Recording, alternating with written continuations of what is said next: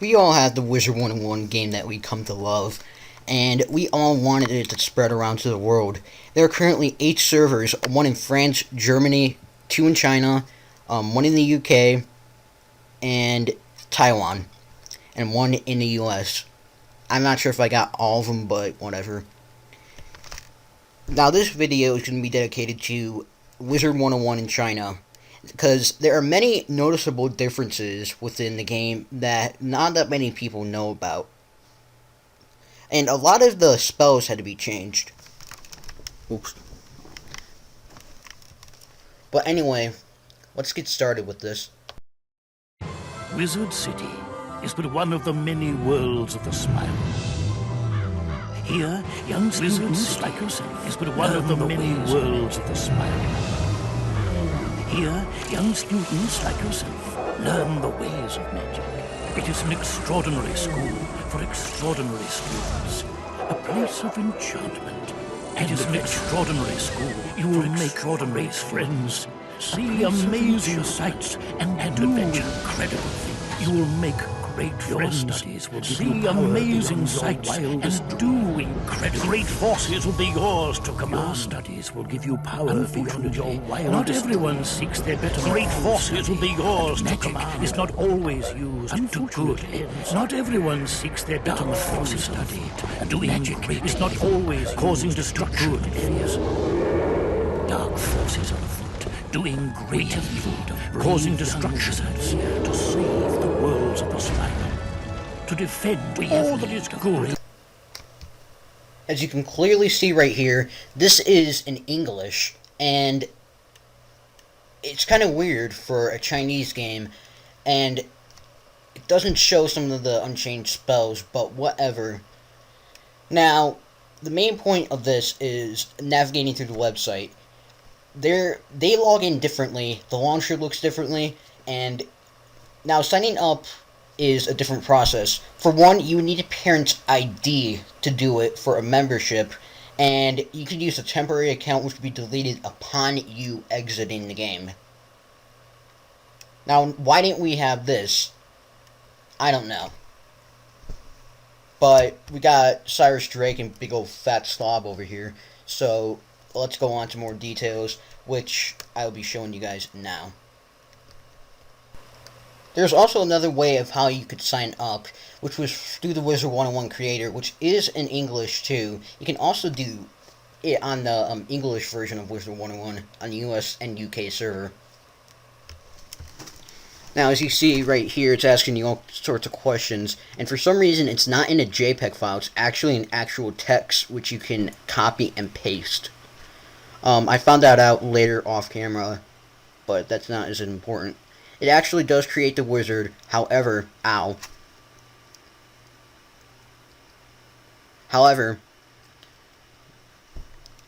the creating a wizard process isn't finished after this. You still have to create your wizard, and you find that out later on in the video, what I meant. And for some reason, I picked Emerald, and I got Balance. That was one weird thing.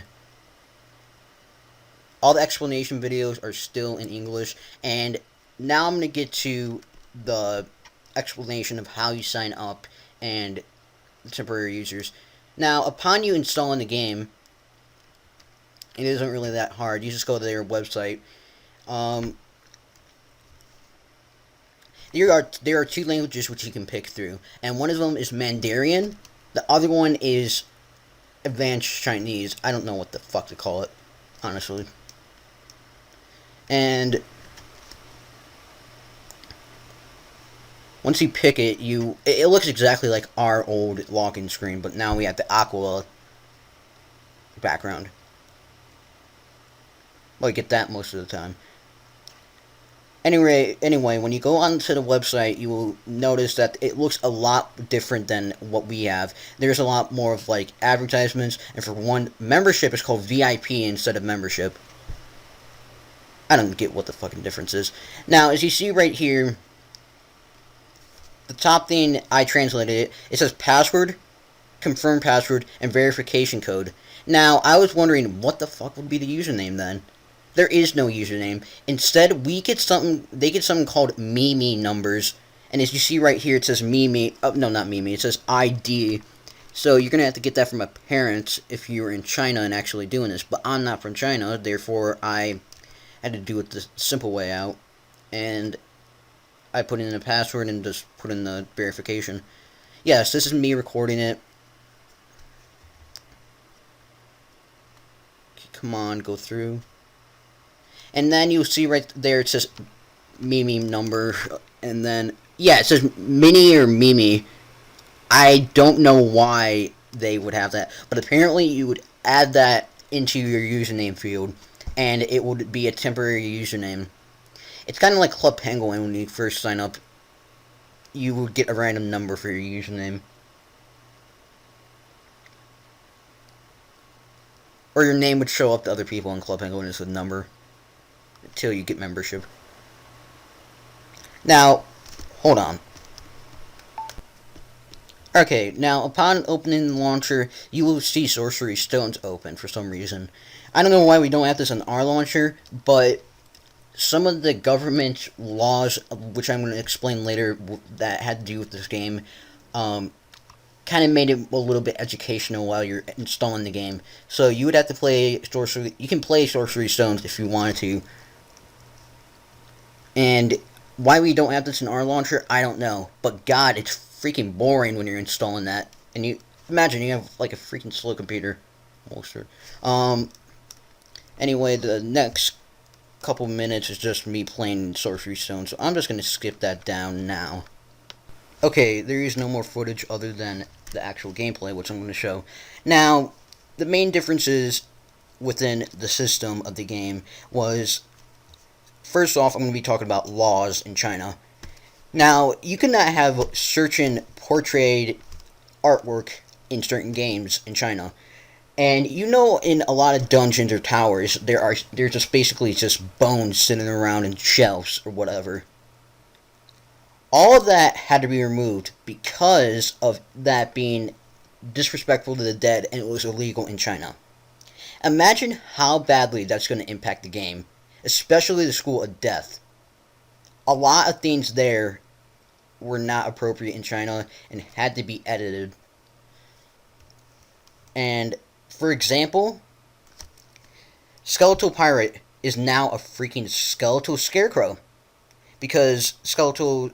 And there are a lot of bones. They had them all in individual files for each area. So they had to go around, spent 22 hours in total, removing all of those bones. That's why in this following footage, you'll see me, my mouse, or my wand, whatever you want to call it, just circling around the shelf, where the bones usually would be. Now, what do you say about the Skeletal Dragon? Well, that is very simple. You will see right here. Now, the picture looks like the dragon they have at Chinese festivals, but it's blue instead. So, I don't know what they call it, but this impacted the game immensely. Now we're going to talk about our gameplay. There was a limited amount of time of gameplay that they would start cutting off your experience due to the government's demands. Now, if you went above 2 hours, you would get half experience. If you went past 5 hours, not straight, just for the whole entire day, 24 hours. If you went past 5 hours, you would just get nothing, and you wouldn't get any rewards in anything whatsoever. What the fuck are they thinking still? This kind of ruins the mechanic of getting to level 60, or whatever the maximum level is for them now. I don't know if it's 70, but speaking of that, they also banned the word Avalon.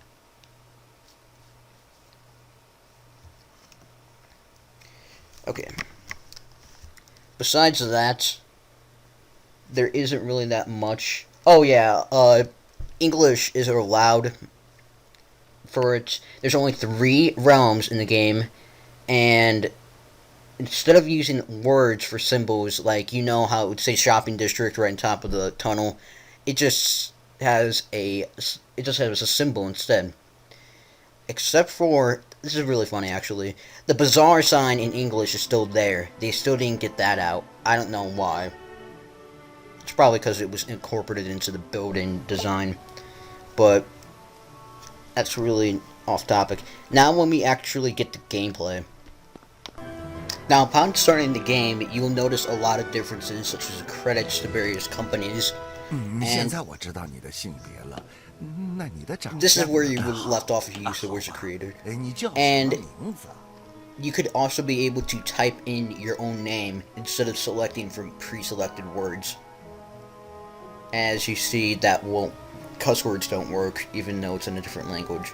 So, I tried a Chinese name and it accepted it, because I know a girl named Shushi. God.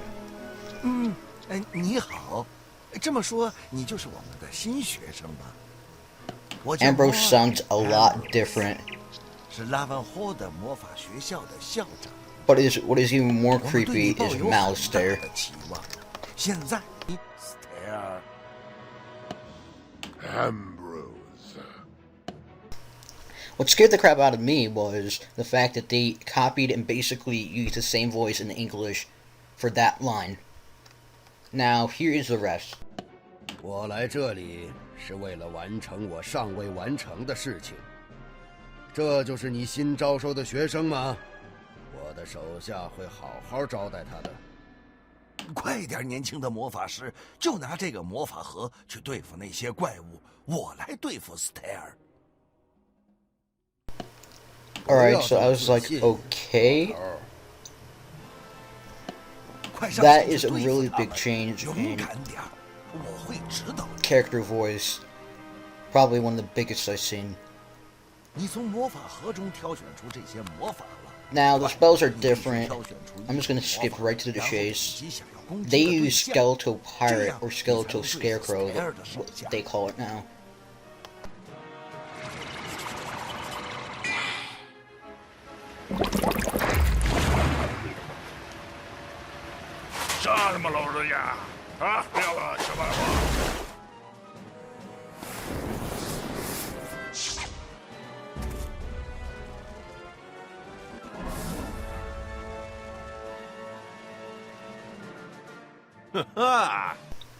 As you clearly see right there, there's an alert. I don't know what the hell that's for, but it's linking me to their site. And then you see this big, what the fuck is that? Doesn't even look like a scarecrow. Just looks like you put a button on his face and then... God. Note, this had to go with all the Halloween costumes too. So on top of that, as well as the bazaar sign not being unedited, put in all the items that have bones on it, or some representation of portrait that wasn't exactly good in Chinese terms. I mean, you can see what the card for Skeletal Scarecrow looked like.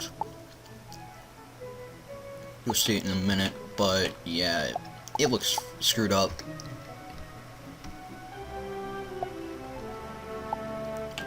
Also, some spells do more damage than what they do in the US version.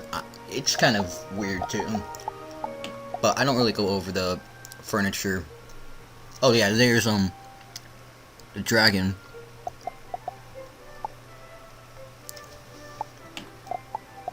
Alright, so that's pretty much everything about Wizard101 China. Now, you know there's one in Taiwan. Is that more strict?